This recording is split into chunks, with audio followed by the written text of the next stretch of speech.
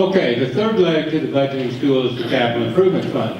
This is where items that are brand new, we don't own them right now.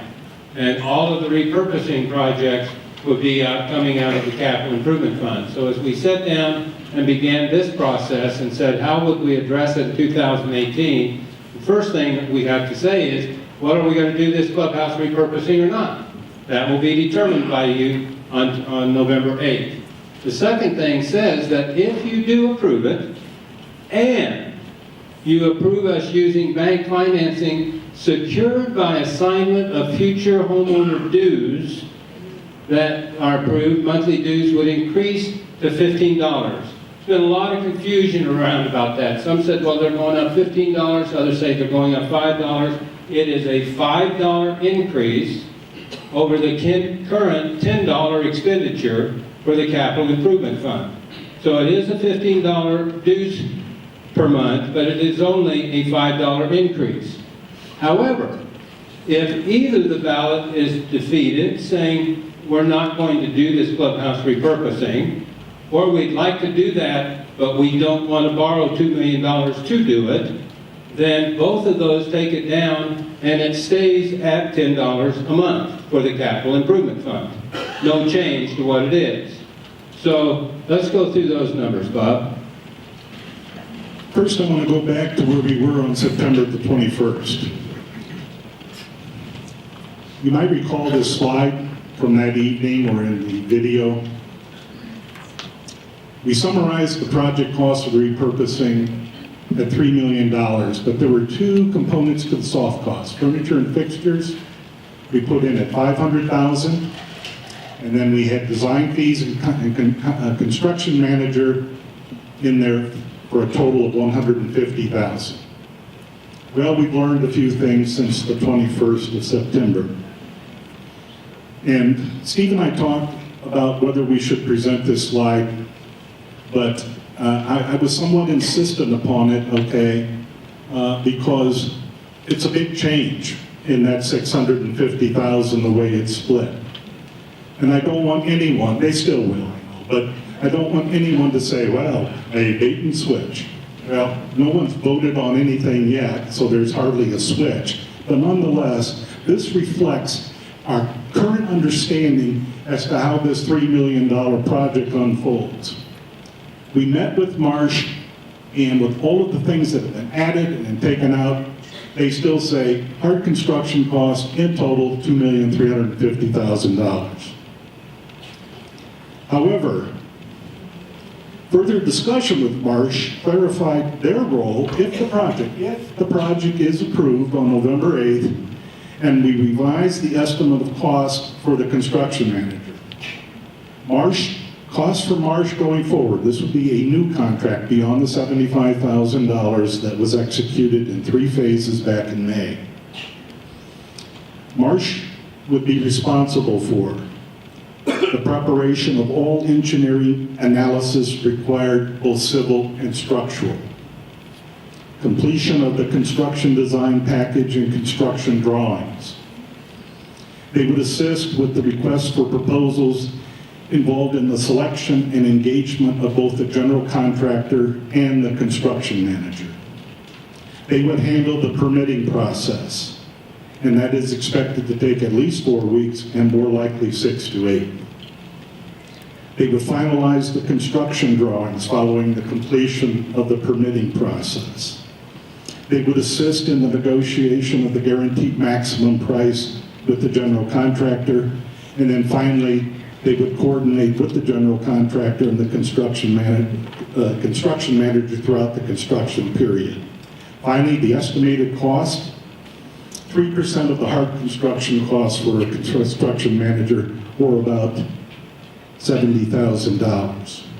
And so there, folks, is an update. Much less available for furniture and fixtures and finishing touches, given that we have capped this at $3 million, and we do not change that number. But we do shuffle the deck a bit as to how the costs are expected to fall based on what we know on October 10th.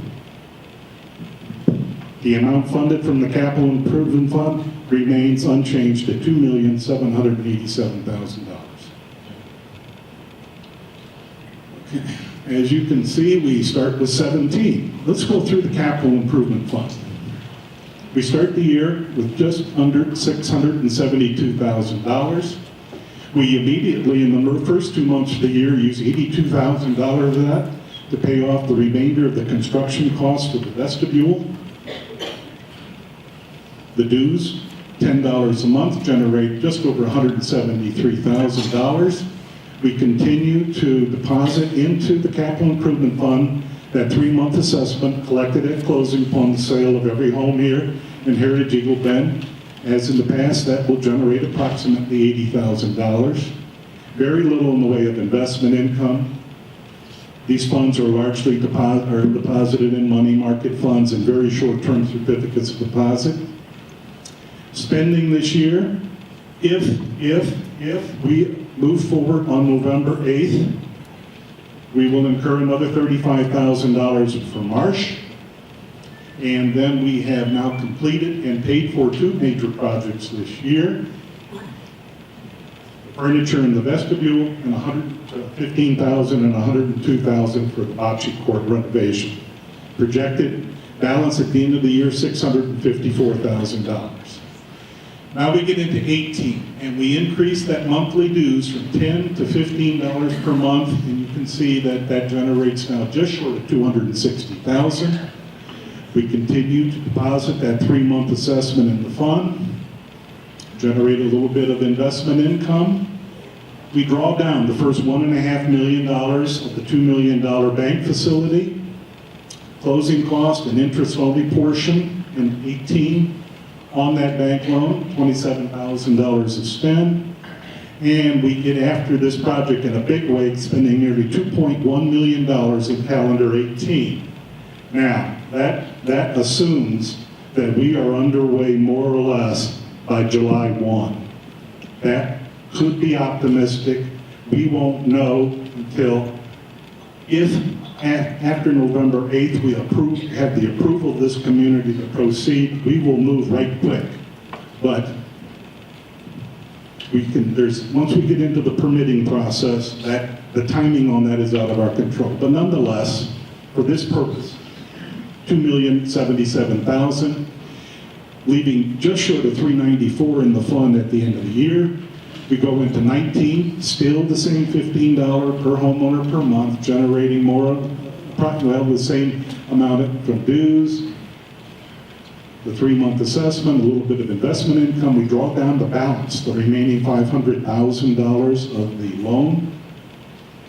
During the year, it converts to an 84-month, not 20 years, 84-month term loan, and we complete, and so that assumes we begin servicing the debt, also repaying the debt in 19, and we spend the remaining $710,000 on the repurposing, finishing the year with just short of $268,000. At this point, we have now completed the clubhouse repurposing. You can see there is no other spend from this fund during 18 and 19 other than for repurposing.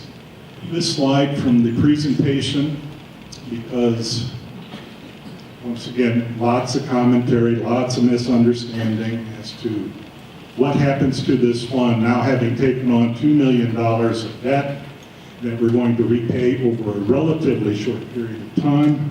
You can see on the second line that assessment stays constant at $15 per homeowner per month during that entire 7-year period,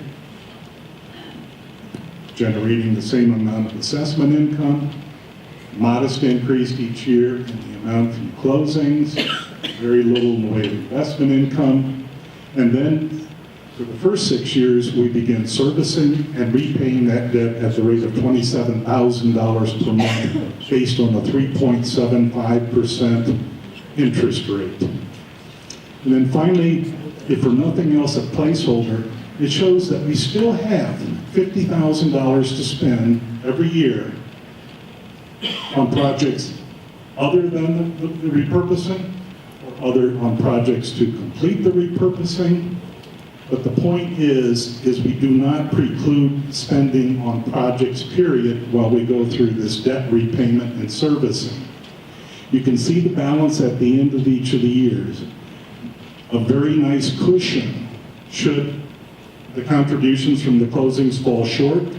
But as I mentioned back on the 21st, first and foremost, this is to show you that it is possible, it is feasible to do this project, $3 million, borrow $2, repay in 84 months, and hold that assessment dues constant at $15 a month. It is possible we could get out into 22 and 23, and a future board may say, we have a project on the order of a pole barn, or a vestibule, or bocce court, something that would cost 6 figures. Unknown at this stage.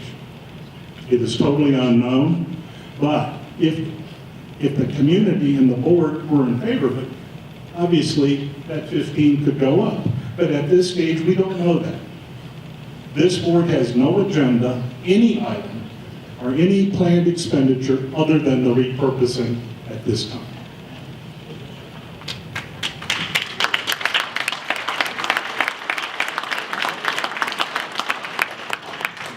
Steve mentioned at the top that present dues in total, there are 3 components as shown, 253.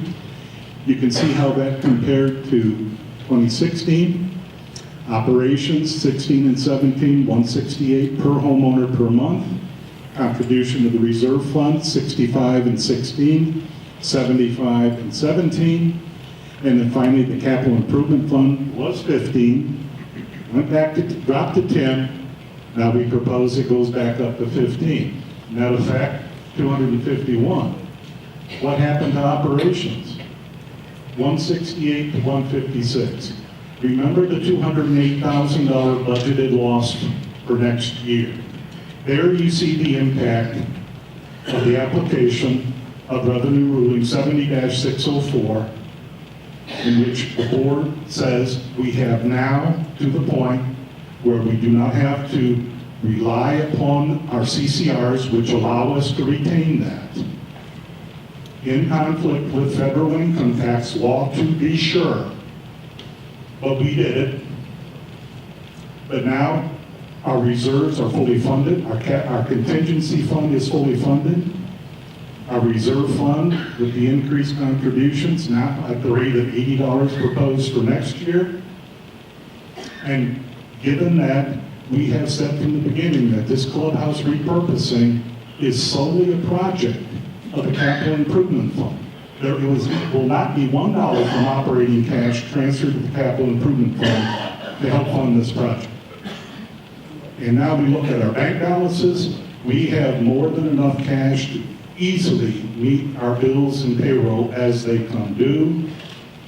Net effect, return next year in the form of a $12 per homeowner reduction from 168 to 156 for the assessments to operate Heritage Eagle Bend.